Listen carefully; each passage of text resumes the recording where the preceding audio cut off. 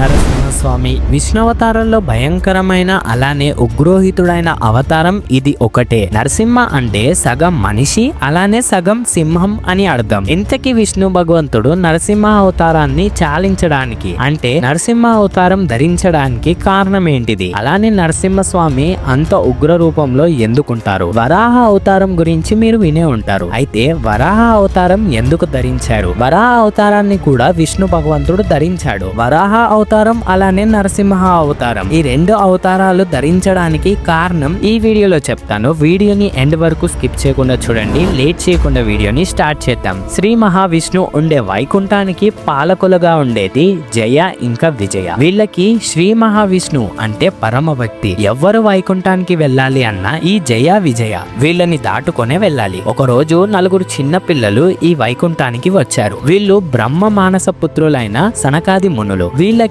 వయసు కొన్ని వందల ఏళ్ళు ఉన్నా చూడడానికి మాత్రం చిన్న పిల్లల్లాగానే ఉంటారు. అయితే వీళ్ళు ఎవరో తెలవకుండా సాధారణ పిల్లలు అనుకోండి వీళ్ళు వైకుంఠానికి వెళ్తుంటే జయ ఇంకా విజయ వీళ్ళని ఆపుతారు. దానితో సనకాది మునులకి కోపం వచ్చి జయ ఇంకా విజయులకి 7 జన్మల పాటు భూమి మీద జన్మించమని శపిస్తారు. ఈ విషయం విష్ణు భగవంతుడికి తెలిసిన తర్వాత విష్ణు భగవంతుడు ఆ శాపంని ఉపసంహరించుకోమని చెప్తారు. కానీ సనకాది మునులు పెట్టిన శాపాన్ని వెనుక తీసుకోలేము, కానీ 2 దారులు చెప్తాము, ఒకటి ఎంచుకోండి అంటారు. ఒకటి విష్ణు భగవంతులుగా 7 జన్మల పాటు భూమిపైన జన్మించండి, లేదా రెండవది విష్ణు శత్రువుల్లాగా 3 జన్మలు ఎత్తండి అంటారు. అయితే జయ విజయులు 7 జన్మల పాటు విష్ణుకి దూరం ఉండడం కంటే 3 జన్మలు శత్రువుల్లాగా జన్మిస్తామంటారు. అయితే అది సత్యుగం. ఈ భూమిపైన ఉండే వాళ్ళు అందరూ నీతి నిజాయితీతో ఉండేవారు. అప్పుడే కశ్యపుడికి అలానే అతిథి జయ విజయులు తమ మొదటి జన్మలో వీళ్ళిద్దరికే హిరణ్యాక్షుడు అలానే హిరణ్యకశపుడు కింద జన్మిస్తారు. ఈ ఇద్దరు అన్నదమ్ములు శాపం కారణంగా రాక్షస గుణాలని అలవాటు చేసుకుంటారు. వీటిలో హిరణ్యాక్షుడు బ్రహ్మదేవుడికి పరమ భక్తుడు. దానితో హిరణ్యాక్షుడు ఒకసారి అడవిలోకి వెళ్లి బ్రహ్మదేవుడి కోసం ఘోరంగా తపస్సు చేస్తాడు. ఈ తపస్సుతో బ్రహ్మ మెచ్చి ఏం వరం కావాలో కోరుకో అంటాడు. అయితే హిరణ్యాక్షుడు అమరత్వం కావాలి అని అంటాడు. కానీ బ్రహ్మ పుట్టిన ప్రతి జీవి చనిపోవాలి అని వేరే వరం కోరుకోమంటాడు. దానితో హిరణ్యాక్షుడు తెలివిగా ఆలోచించి దేవుడి చేతిలో కానీ మనిషి చేతిలో కానీ అలానే ఏ జంతువు చేతిలో కూడా అని అన్ని జంతువుల పేర్లు చెప్పి వీటితో కూడా నాకు మరణం రావద్దు అని అంటాడు. దీనితో బ్రహ్మ తదాస్తు అని వరం ప్రసాదిస్తాడు. ఇంకా హిరణ్యాక్షుడు మృత్యుని జయించాడు అని మూర్ఖత్వంతో రెచ్చిపోతాడు. అన్ని ఆక్రమాలు చేయడం మొదలు పెడతాడు. అండ్ ఒక రోజు చాలా పెద్ద ఆకారం లాగా మారి ఈ భూమిని అంతరిక్షం యొక్క సాగరంలోకి తొక్కి పడేస్తాడు. ఇంకా ఈ దారుణాలని చూస్తున్న బ్రహ్మ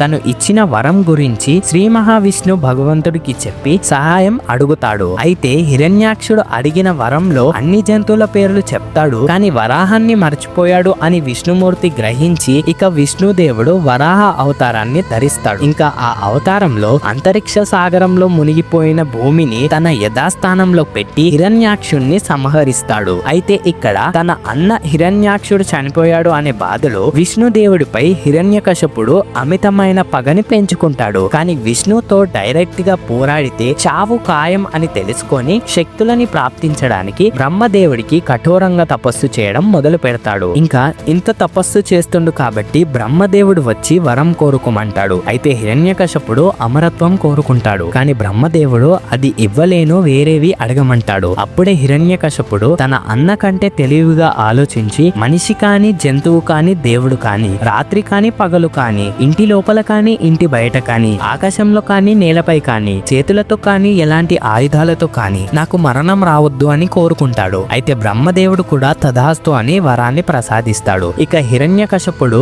ఇలా తపస్సులో ఉన్నప్పుడు ఇంద్రుడు మరి కొందరు దేవతలతో హిరణ్యకశపుడి రాజ్యంలోకి వెళ్లి దాడి చేస్తారు. ఆ సమయంలో హిరణ్యకశపుడి భార్య అయిన కాయాదు గర్భవతిగా ఉంటుంది. అన్ని ముందే తెలిసిన నారద మహర్షి కాయాదుని కాపాడి తన ఆశ్రమానికి తీసుకొని వెళ్లి హిరణ్యకశపుడు తపస్సులో ఉన్నన్ని రోజులు కాయాదు నారద మహర్షి యొక్క ఆశ్రమంలోనే ఉంటుంది. అయితే ఆశ్రమంలో నారద మహర్షి మహావిష్ణు యొక్క కథలు చెప్తూ పూజలు చేస్తూ కీర్తనలు చేస్తుండడం వల్ల కాయాదు గర్భంలో పెరుగుతున్న బిడ్డకి అత్యంత భక్తి కలుగుతుంది. అయితే ఆ గర్భంలో ఉన్న బిడ్డనే ప్రహ్లాదుడు. ప్రహ్లాదుడు విష్ణు మీద భక్తి పెంచుకొని ఎప్పుడు విష్ణు నామాలే జపిస్తూ ఉండేవాడు. హిరణ్యకశపుడి శత్రు పేరునే ప్రహ్లాదుడు జపిస్తూ ఉండేవాడు కాబట్టి అది హిరణ్యకశిపుడికి అస్సలు నచ్చేది కాదు. అయితే ఒక రోజు సభ జరుగుతుండగా ప్రహ్లాదుడిని పిలిచి ఈ ప్రపంచంలో శక్తివంతులు ఎవరు అంటే శ్రీ మహావిష్ణు అని ప్రహ్లాదుడు అంటాడు. ఇంకా హిరణ్యకశిపుడికి కోపం వచ్చి తన మంత్రులను పిలిచి ప్రహ్లాదుడిని చంపమని ఆదేశిస్తాడు. ఇంకా మంత్రులందరూ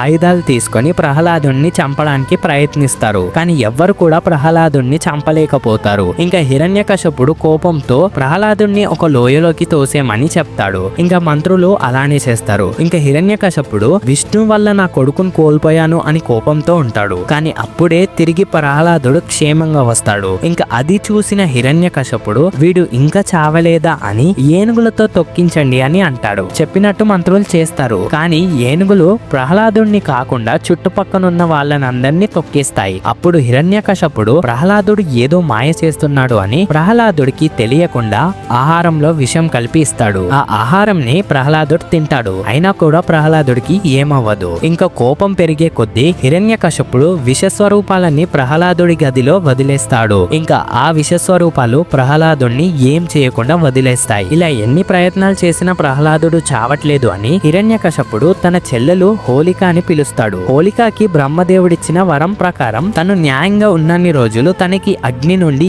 ఏమవ్వదు. కాబట్టి హోలిక ప్రహ్లాదుడిని పట్టుకొని అగ్నికుండంలోకి ప్రవేశించమని ఆజ్ఞ వేస్తాడు హిరణ్యకశిపుడు. ఇంకా అన్న మాట ప్రకారం హోలిక చెప్పినట్టు చేస్తుంది. కానీ హోలిక తన వరాన్ని న్యాయంగా వాడట్లేదు కాబట్టి ఆ అగ్నిగుండంలో హోలిక కాలిపోతుంది. కానీ విష్ణు యొక్క మహిమ వల్ల ప్రహ్లాదుడికి ఏమవ్వదు. ఇలా ఎన్నిసార్లు ప్రహ్లాదుడిని చంపడానికి ప్రయత్నించినా సరే హిరణ్యకశిపుడు విఫలమయ్యాడు. ఇంకా ప్రహ్లాదుడిని చంపలేక విసిగిపోయి ఎందుకురా నీకు ఆ విష్ణు అంటే అంత ఇష్టం అని హిరణ్యకశిపుడు అంటాడు. దానికి ప్రహ్లాదుడు ఈ విశ్వంలోనే బ్రహ్మ కంటే శక్తివంతమైన వారు విష్ణు భగవంతుడు. విష్ణు దేవుడు ప్రతి చోట ఉంటారు. తన భక్తులకి ఎలాంటి ఆపద వచ్చినా సరే కాపాడడానికి వస్తారు. నీలాంటి వాళ్ళకు కూడా మోక్షాన్ని అందిస్తారు. కాబట్టి ఒక్కసారి ఓం నమో నారాయణ అనే మంత్రాన్ని నువ్వు కూడా చెప్పు నాన్న అని ప్రహ్లాదుడు చెప్తాడు. ఛీ, నా శత్రువునే శరణు కోరమంటావా అని నీ మహావిష్ణువు నాకంటే గొప్పవాడు కాదు. నేను వాణ్ణి తేలికగా ఓడిస్తాను. దమ్ముంటే విష్ణువుని ఇక్కడికి రమ్మను అంటే ప్రహ్లాదుడు విష్ణు ఏడికి రావాల్సిన అవసరం లేదు, విష్ణు ప్రతి చోట ఉంటారు